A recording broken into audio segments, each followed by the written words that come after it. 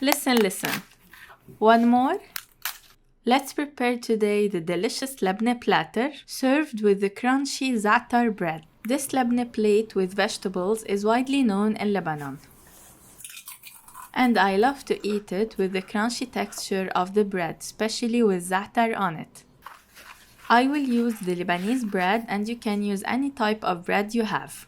Sprinkle some za'atar, which means dried thyme mix, and put some olive oil as needed.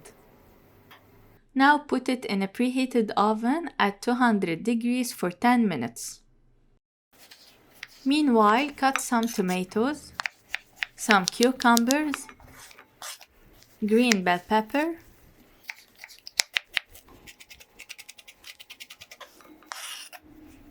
mince some fresh mint leaves, and some olives. Now mix very well and you can add the labne. Add it until you reach the desired texture. Put it on a plate and drizzle some olive oil, and now the bread is ready and crunchy. You can serve this meal to your friends and family, especially on weekends. It's very delicious and the smell of za'atar is amazing.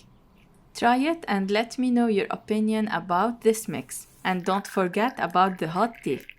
صحتين وهنا.